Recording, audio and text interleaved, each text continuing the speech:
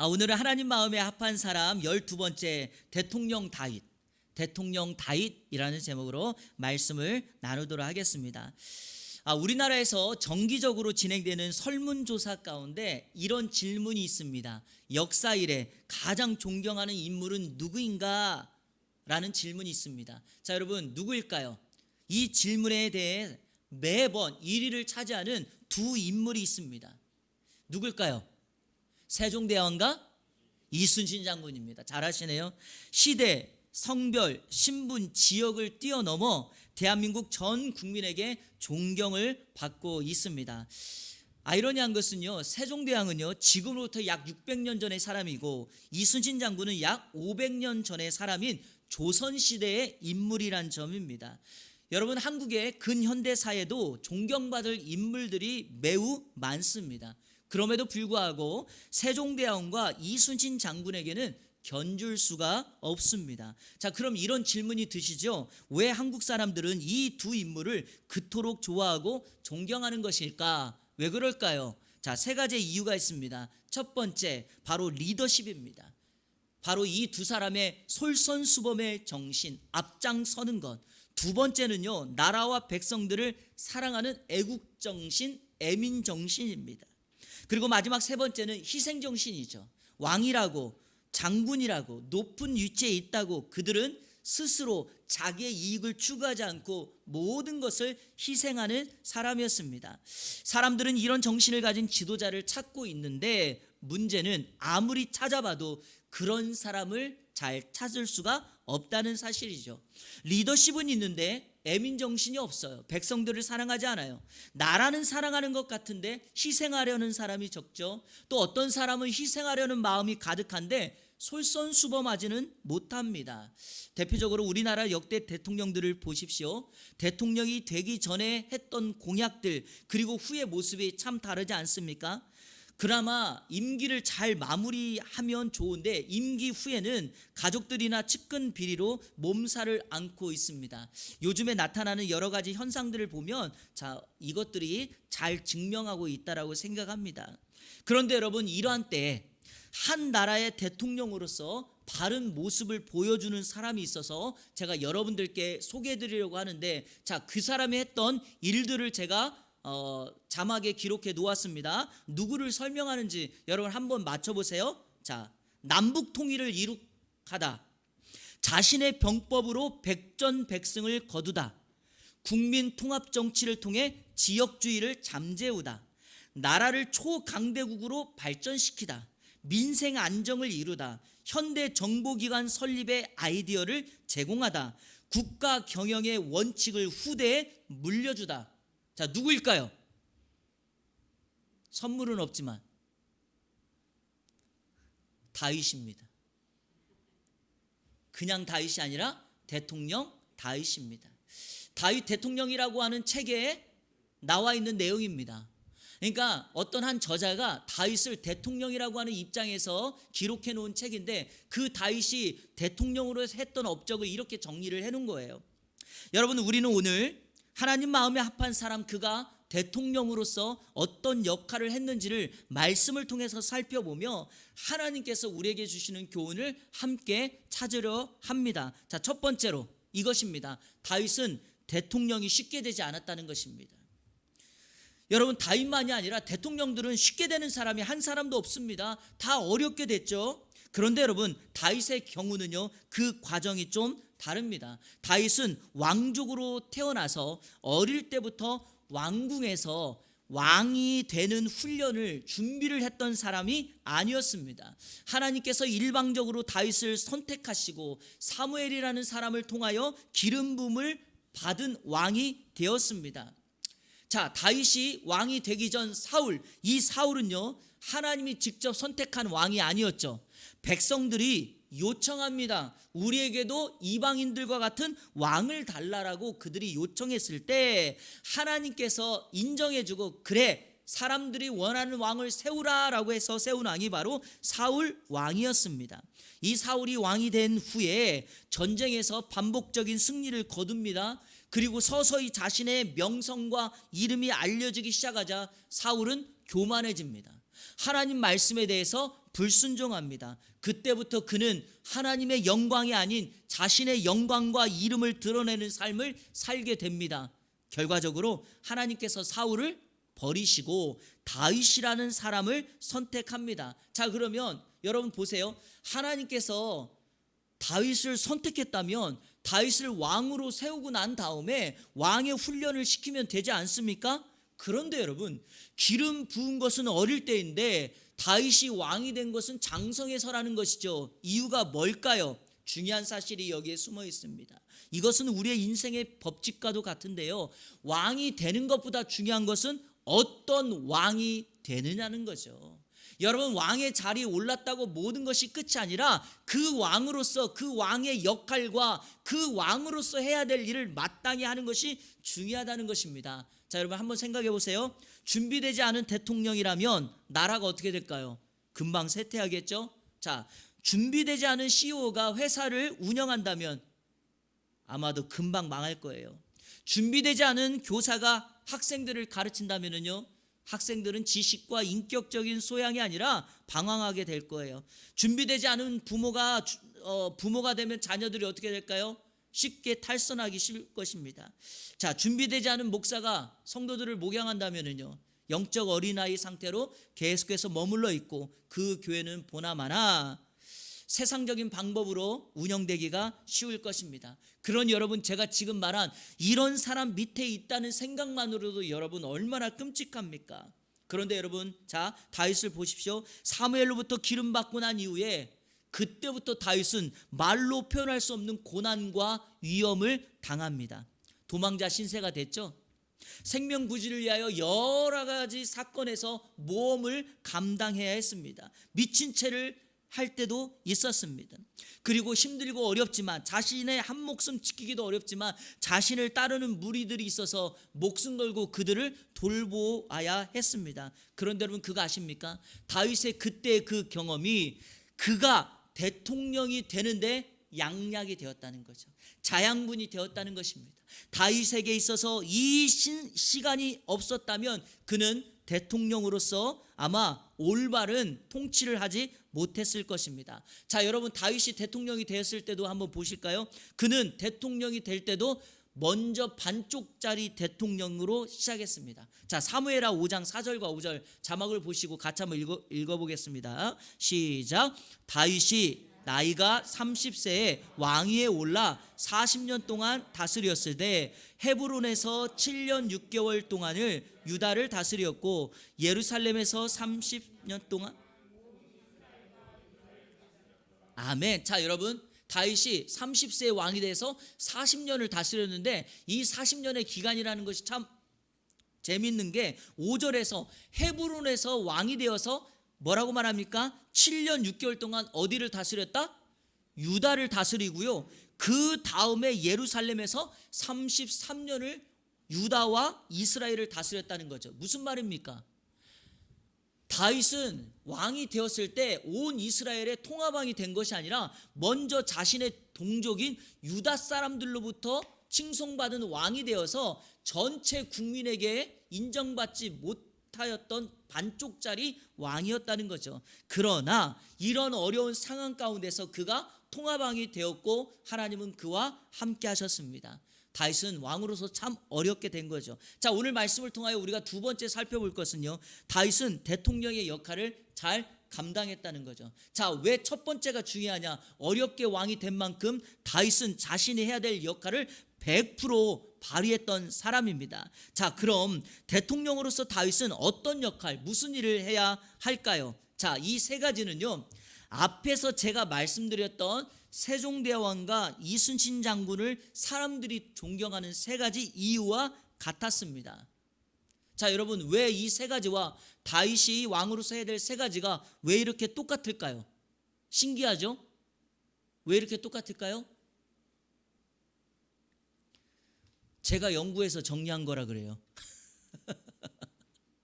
세종대왕과 이순신 장군의 그 리더십과 그의 희생정신과 애국정신은요, 다윗을 통해서 제가 발견한 것이기 때문에 두 개가 같은 거예요. 자, 그래서 그 모습을 동일하게 우리는 다윗을 통해서 볼 수 있는데, 다윗은 대통령으로서 첫 번째 솔선수범한 사람이에요. 솔선수범.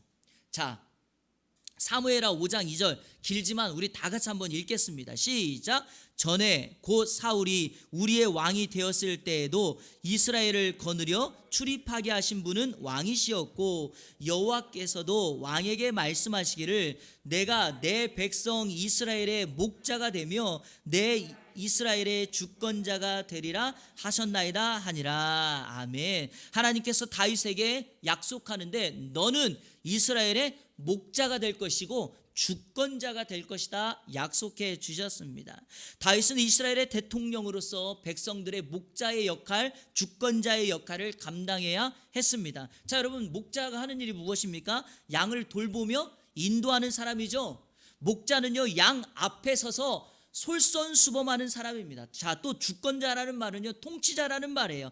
백성들을 잘 이끄는 리더라는 말이 주권자라는 말인데 이 모습을 우리는 신약성경 요한복음 10장에서 찾아볼 수 있습니다. 자, 3절 4절 쉬운 성경으로 읽을게요. 왜냐하면 여러분들이 이해하기 쉽게. 자, 우리 한번 읽어볼까요? 시작. 문을 지키는 사람은 목자를 위해 문을 열어준다.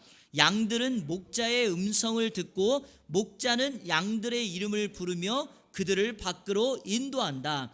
목자가 자기 양을 모두 밖으로 이끌어낸 후 양들 앞에서 걸어가면 양들은 목자의 음성을 알기 때문에 그의 뒤를 따른다. 아멘. 선한 목자 대신 예수 그리스도의 모습을 소개했는데 목자의 역할이 무엇입니까? 양들의 이름을 불러 우리에서 다 꺼낸 다음에 어떻게 하죠? 양들 어디에 선다? 앞에 서서 그 양들에게 목소리를 내면서 그들을 이끈다는 거죠. 여러분, 다윗은 어린 시절 목동이었습니다. 그렇기 때문에 그는 백성들을 마치 목자로서 양처럼 여기며 그들을 인도하는 법칙을 알고 있었죠. 그게 뭘까요? 바로 솔선수범이라는 거예요. 앞에 서서 그들을 인도하는 방법. 그래서 여러분, 다윗이 어린 시절 목동이었다는 것을 하나님은 그가 왕이 된 뒤에 목자의 모습을 가지고 백성들을 이끄는 자양분이 되었다는 것입니다. 사랑하는 여러분, 지금 우리가 어떤 일을 하든지 그 일이 앞으로 하나님의 나라와 영광을 위하여 반드시 쓰임받게 될 줄로 믿습니다. 그래서 여러분, 지금 내가 왜 이렇게 하고 있냐고 안단하지 마시고 지금의 시간에 최선을 다하여 충성하시고 열심히 하시면 하나님의 역사가 일어나게 될 줄로 믿습니다. 자, 두 번째, 대통령으로서 다윗은 조금 전에 말씀드렸던 것처럼 희생하는 사람이었어요. 희생하는 사람. 여러분, 대통령으로서 리더로서 희생정신이 필요해요. 사무엘하 8장 15절 제가 읽겠습니다. 다윗이 온 이스라엘을 다스려 다윗이 모든 백성에게 정의와 공의를 행할세. 자, 여러분, 정의와 공의를 행한다는 말은 법을 지켰고 바르고 공평하게 행했다는 것입니다. 여러분, 대통령으로서 그는 사심이 없어야지만 이것이 가능하다는 사실을 알았기에 사심을 뒤로하고 바른 방법으로 공평하게 했다는 거죠. 여러분, 한국 대통령들이 임기만 마치면 비리가 곳곳에서 드러나는 이유가 무엇입니까? 바로 오늘 본문 말씀처럼 정의와 공의로 행하지 않았기 때문이죠. 어느 정도 위치에 있으면 사람들은요 늘 하는 일이 있어요. 눈 감아줘요. 묵인해줘요. 그리고 쉽사리 자신들의 사리 사욕을 채울 수 있기 때문에 그냥 다 묵인해 줍니다. 여러분, 이런 속담 아세요? 물 들어올 때 노젓는다. 무슨 말이에요? 이거는요, 그러니까 기회가 왔을 때 열심히 하라는 말인데 대부분 이거를 요즘에 이런 식으로 써요. 내가 힘이 있을 때, 능력을 가졌을 때 어떻게 해요? 부를 축적하고 돈을 모으고 그 위치에 역량을 마음껏 발휘해야 된다는 거예요. 문제가 있어요, 여러분. 그것을 공의와 정의로 하면 누가 뭐라고 하겠습니까? 늘 그곳에는 공정한 방법이 없죠. 자신을 희생하고 싶은 마음이 없기 때문에 이런 현상이 벌어지는 것입니다. 하지만 하나님의 나라 법칙은 반드시 자기 희생을 통하여 나타난다는 것을 기억하시길 바랍니다. 자, 한 가지 예만 들어볼게요. 예수님께서 3명의 제자 베드로, 야고보, 요한을 데리고 변화산에 올라가십니다. 그런데 여러분, 변화산에 올라갔을 때 예수님의 형제가 변형되시고 구약을 상징하는 모세와 엘리야가 나타나더니 예수님과 대화를 나눠요. 여러분, 모세와 엘리야는 이미 세상을 떠난 사람이에요. 하늘의 사람이에요. 그러니까 베드로가 그 모습을 보고 바로 이곳이 뭐다? 천국이다라고 느낀 거예요. 그래서 예수님께 이렇게 말하죠. 예수님, 여기가 좋사오니 제가 천막 세 개를 지어서 하나는 예수님, 하나는 모세, 하나는 엘리야를 짓고 이곳에서 천국의 삶을 살았으면 좋겠다라고 말을 하였습니다. 하지만 여러분 아셔야 될 것이, 변화산이 아무리 좋아도 제자들이 살 곳이 어딥니까? 산 위가 아니라 산 아래라는 거죠. 다시 말해 볼까요? 내 인생에 찾아오는 좋은 것을 내려놓지 않으면, 다시 말하면 내가 누리는 좋은 것, 내가 누리는 기쁜 것을 희생하지 않으면 제자의 삶을 살 수 없습니다. 기억하셔야 됩니다. 성도의 삶은 내가 기꺼이 좋다라고 생각하는 것을 내려놓은 그때부터 능력이 나타나게 됩니다. 제가 사진 하나 보여드릴게요. 사진 보이십니까? 보이죠? 김경진 중사예요. 여중사예요. 해병대 제9여단 백룡부대의 중사님이세요. 혹시 여러분 지금 이 중사님이 손에 뭘 하나 들고 있는데 혹시 뭔지 아시겠습니까? 머리카락이에요. 이 김경진 중사는요, 소아암 환자를 위해 자신이 지금까지 4년 동안 길러온 머리카락 30cm를 잘라 어머나에 기증했어. 어머나가 뭘까요? 어린 암 환자를 위한 머리카락 나눔 운동본부. 어머나. 진짜더라고요. 그런데 여러분, 소아암 환자들은요, 면역력이 떨어지기 때문에 작은 상처에도 심한 트러블이 나고 또 피가 나요.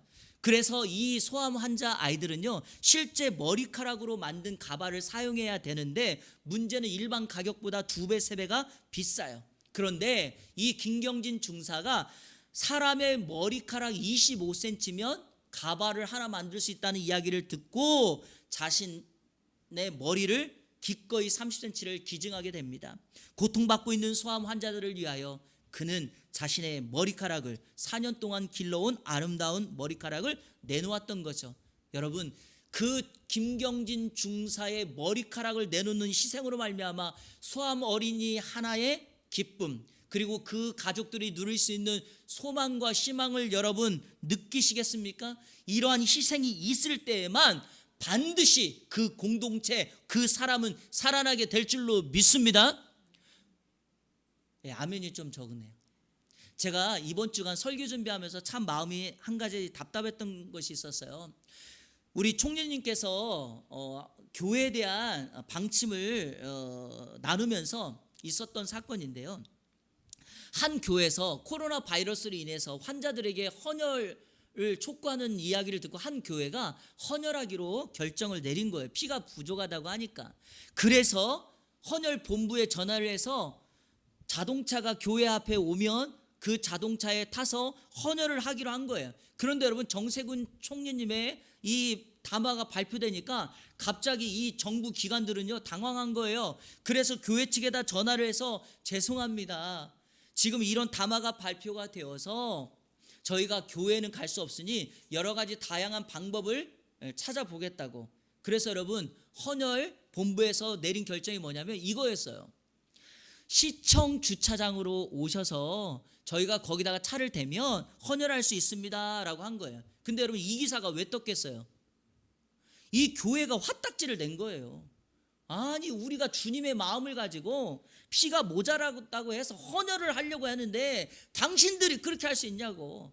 아니, 교회 앞에 대놓고 헌혈하다가 코로나에 걸리거나 걸리지 않는 사람이, 아니 시청 주차장에 가가지고 헌혈을 하면 안 걸릴 사람이 안 걸리고 걸릴 사람이 또 안 걸리, 이렇게 막 따지는 거예요. 저는 이 기사를 보면서 사실 한편으로 안타깝다고 생각했어요. 여러분, 이런 마음이 있다면요 헌혈 안 하는 게 나아요. 왜냐? 여러분, 헌혈이 뭐예요? 희생하는 거 아닙니까? 그런데 여러분, 희생하려고 하는 그 마음이 내가 원하는 기준이 돼야지만 희생한다? 그건 진짜 희생 아닙니다, 여러분. 그러니까 우리가 요즘 같은 시대에 너무 여러분 비판하고 말을 많이 하지 마시고요. 기꺼이 우리가 할 수 있는 일이 무엇인가를 찾아서 기독교의 사랑, 기독교의 정신을 나눌 수 있어야 할 줄로 믿습니다. 네. 그래서 여러분 시청 주차장 가서 헌혈하면 되죠. 그러면 여러분 얼마나 멋있어요. 저는 이런 기사가 아니고 반대로 이 교회가 이렇게까지 해서 헌혈했다. 기독교의 사랑은 죽지 않았다. 이 교회는 살아있는 교회다. 이렇게 되지 않을까요? 그렇죠? 이번 한 주간 여러분 그렇게 살아가게 되기를 축복합니다.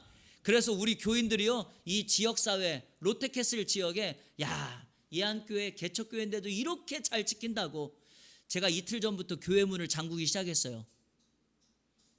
사실 열어놔도 사람이 안 와요. 그런데 이틀 전부터 문을 잠그고 너무 더워서 에어컨을 저걸 하나 틀어놓고 좀 시원하게 하고 있습니다. 그러니까 혹여라도 우리 성도님들 교회 오실 때 와가지고 교회 문을 너무 세게 두드리지 마시고 제가 안에 불 켜져 있으니까 전화를 주세요. 그러면은 시원한 커피를 나누도록 하겠습니다. 여러분 희생은요 내 관점이 아니라 상대방의 관점에서 하는 것입니다. 자, 세 번째, 대통령으로서 다윗은 나라를 사랑했던 사람입니다.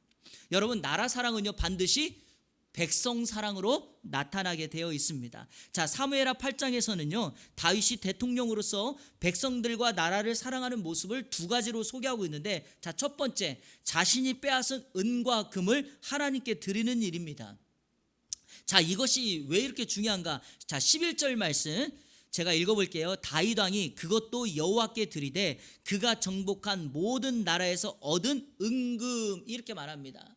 다윗이 왜 은금을 하나님께 드렸는가? 모든 성경 주석가들은 이 본문을 하나로 해석합니다. 그건 뭐냐? 다윗이 하나님께 드린 은금은 바로 무엇을 짓기 위한? 성전을 짓기 위한 재료였다라고 해석합니다. 자, 다윗이 얼마나 나라를 사랑하고 백성들을 사랑하는지 살펴보도록 하겠습니다. 자, 지난주일 말씀 잠깐만 우리 생각해 보겠습니다. 다윗이 왕이 된 후에 첫 번째로 한 일이 무엇입니까? 언약궤를 다윗성으로 옮겨서 하나님과의 예배를 회복했다고 말했죠. 다윗이 그 다음에 취했던 행동이 뭐냐? 언약궤를 놓고 하나님을 예배할 수 있는 장소인 성전을 짓기 원했습니다. 그래서 여러분 앞장인 사무엘하 7장에는요 다윗이 하나님 앞에 성전을 짓고 싶다고 하나님 앞에 기도했던 장면이고 소원했던 장면입니다. 자, 그중 7장 12절과 13절을 제가 읽어볼게요. 쉬운 성경으로요. 내가 나이 많아 죽을 때 나는 너의 몸에서 태어날 아들들 중 하나를 다음 왕으로 삼을 것이다. 그리고 바로 그가 나를 위해 성전을 지을 것이다. 나는 그의 나라를 영원히 강하게 만들 것이다. 자, 여러분 무슨 내용인지 아시겠어요? 밑줄 그은 내용 집중해 보세요. 다윗이 하나님 앞에 하나님 내가 성전 짓고 싶습니다. 그랬더니 하나님 뭐라고 응답하십니까? 내가 아니라 내 아들이 지을 것이다. 이렇게 말한 거예요. 하나님께서 다윗의 소원을 거절하신 것입니다.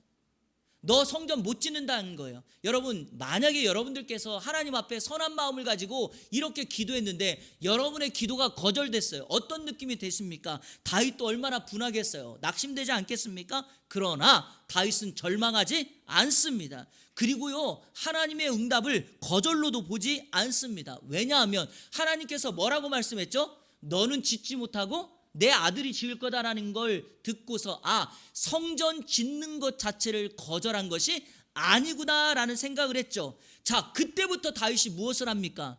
자신의 나라를 사랑하고 자신의 백성들을 사랑하기에 성전은 반드시 지어져야 되니 그때부터 다윗이 성전 지을 재료를 준비했다는 거죠. 여러분 이게 바로 다윗 대통령의 위대함입니다.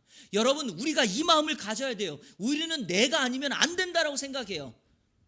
그래서 끝내요. 아까 제가 말씀드렸던 헌혈 사건이 그거 아닙니까? 내가 원하는 기준대로 안 되면 안 하겠다는 거예요. 더 이상 모으지 않고 더 이상 바치지도 않겠다라는 거예요. 하지만 다윗은 그렇게 하지 않았습니다. 왜? 자신이 왕이 된 것도 성전을 짓는 것도 하나님의 역사이니 자신은 자신이 해야 될 일을 마땅히 하겠다는 거예요. 이거는 여러분 백성 사랑과 나라 사랑을 가진 사람이 아니라면 할 수 없는 일입니다. 사랑하는 여러분, 자녀들 사랑하시죠? 그 자녀를 위하여 여러분들이 부모 입장에서 할 수 없는 일까지 하는 이유가 무엇입니까? 사랑하니까 그런 거 아닙니까? 바로 그와 같습니다. 자, 다윗의 나라 사랑 또 다른 하나는 바로 조직을 구성했다는 거예요. 바로 시스템 구축이죠.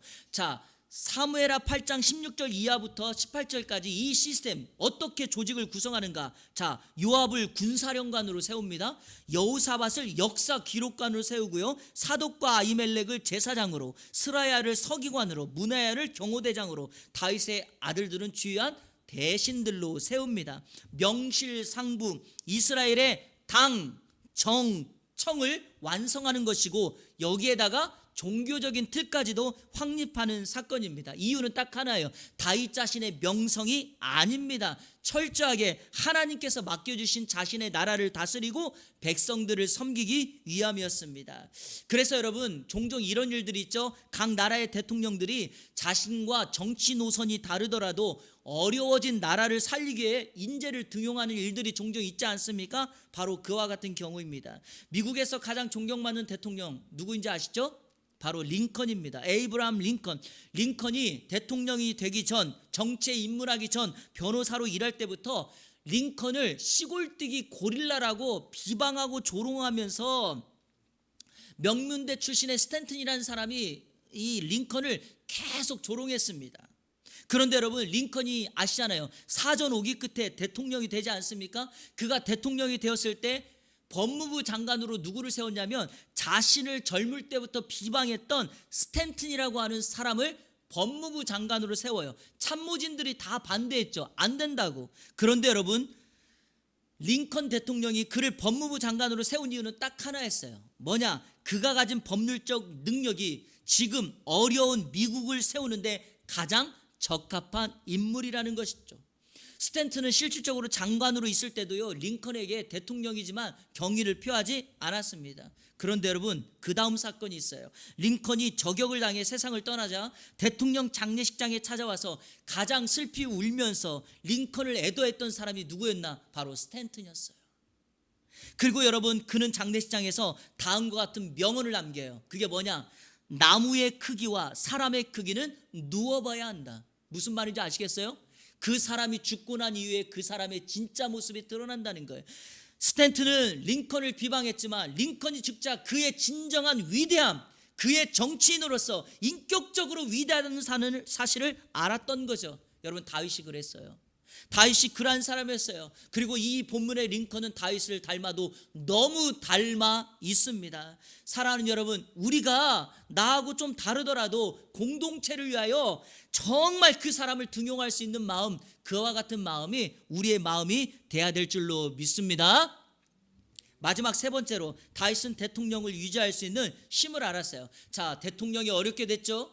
그 역할을 잘 감당했죠. 그리고 그는 대통령을 하기 위하여 자신이 무엇을 해야 되는지 그 힘의 근거가 어디 있는지를 잘 알았던 사람입니다. 대통령으로서 나라를 위지하는 힘은 개인적인 지식과 참모진들과 그리고 백성들의 순종에 있지 않습니다. 이거는 부가적인 거예요. 자, 성경이 강조하는 몇 개의 성경 구절을 통하여 살펴볼 텐데 먼저 사무엘하 5장 12절 다 같이 읽겠습니다. 시작. 다윗이 여호와께서 자기를 세우사 이스라엘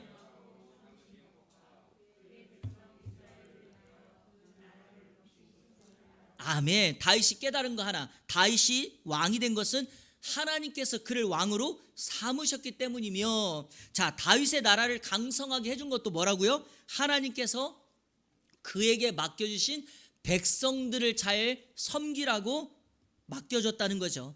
다윗이 이 사실을 알고 있기에 대통령이지만 결코 교만하지 않습니다. 하나님 앞에서 겸손하게 행동할 수 있었습니다. 자, 사무엘하 8장 6절 하반절 14절 하반절은요 같은 성경 구절이 기록되어 있어요. 제가 읽어볼게요. 다윗이 어디로 가든지 여호와께서 이기게 하시니라.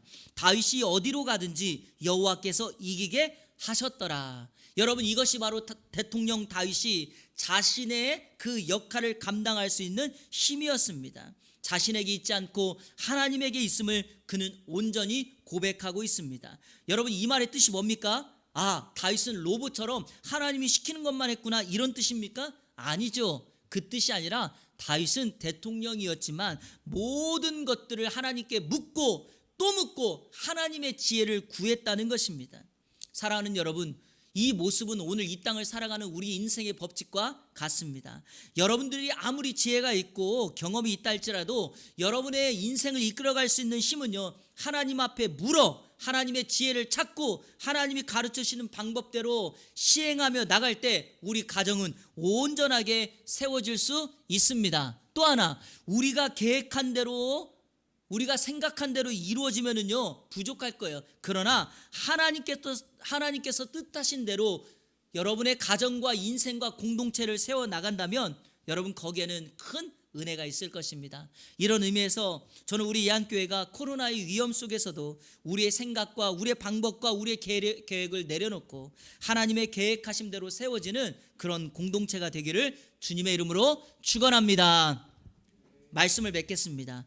최근 우리 사회 주요 정치인들의 자살 소식이 들려지고 있습니다. 3일 전에는 야권의 주요 대선 주자였던 박원순 서울시장이 목숨을 끊는 일이 있었습니다. 여러분, 그 외에도요, 이름만 대면 여러분들 잘 아시고 정말 사람들에게 칭송받았던 사람들이 있습니다. 제가 궁금했어요. 그리고 스스로 질문을 달아보았습니다. 왜 이런 일들이 자주 일어나는가? 왜 사람들은 이렇게만 해야 되는가? 두 가지의 이유가 있다는 걸 찾아봤어요. 첫 번째, 어느 한순간에 그들이 도덕적이고 정치적인 오점이 생길 때가 있어요. 그 오점이 뭐냐? 비자금일 수 있고 성적 스캔들일 수 있고 뇌물 사건일 수 있고요, 사건을 무마해 주는 일일 수 있어요. 이런 것들이 드러나면 그들이 자신들에게 오점이 생겼다는 것 때문에 견디지를 못하고 스스로 목숨을 끊는 거죠. 왜? 자신은 지금까지 청렴결백하게 살았는데 한순간의 실수가 자신을 무너뜨렸다는 거예요. 자, 또 하나의 이유가 있어요. 그게 뭐냐? 더 이상 살아갈 이유가 없어졌기 때문이죠. 왜 그럴까요?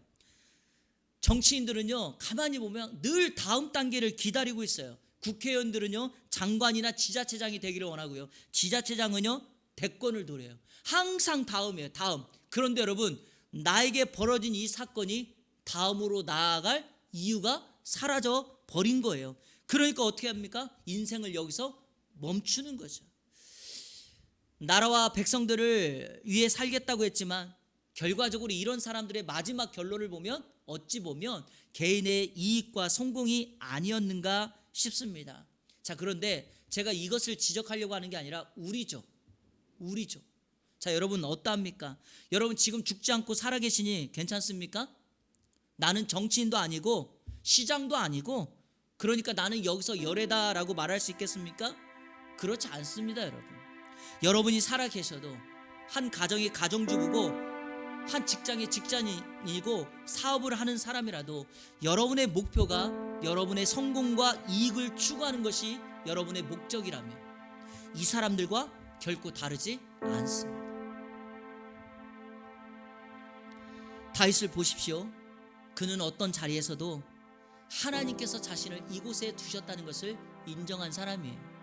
그러니까 목동으로 있을 때 초원에서도, 동굴에 숨어 있을 때에도, 이방 땅 블레셋에 살 때에도, 그리고 지금 왕이 되어 왕궁에 살 때에도 그는 자신과 함께하고 계신 여호와 하나님을 인정할 수 있었습니다. 그가 싸움에서 승리할 수 있는 비결, 지금 대통령으로 왕이 되어 나라를 다스릴 수 있는 힘 어디에 있었는가? 여호와께서 어디를 가든지 나와 함께 하셨다.